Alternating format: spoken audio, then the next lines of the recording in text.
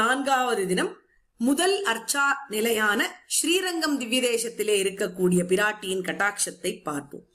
இதை நமக்கு காண்பித்துக் கொடுப்பது சுவாமி பராசர பட்டர். ஸ்ரீகுணரத்ன கோஷத்தினுடைய 3வது ஸ்லோகம்.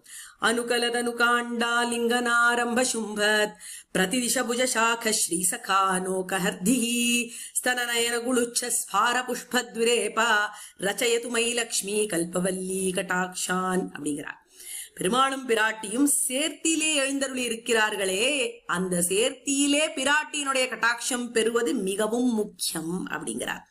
என்ன காரணம்னு கேட்டா, எம்பெருமான் ஒரு கல்பக விருட்சம். அந்த கல்பக விருட்சத்திலே படர்ந்திருக்கும் கற்பக கொடி பிராட்டி, கல்பவல்லி அப்படின்னு கூப்பிடுறார்.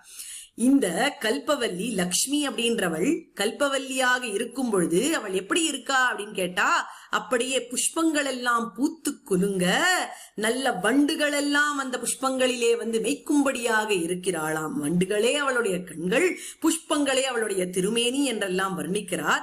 இந்த சேர்த்தியிலே கற்பக விருட்சமும் கல்பக வல்லின்னு சொல்லக்கூடிய கொடியும் சேர்ந்திருக்கும் பொழுது அவள் நம்மளை கட்டாட்சித்தாளானால் அந்த கட்டாட்சம் நமக்கு சர்வஸ்ரேயஸையும் அளிக்கும்.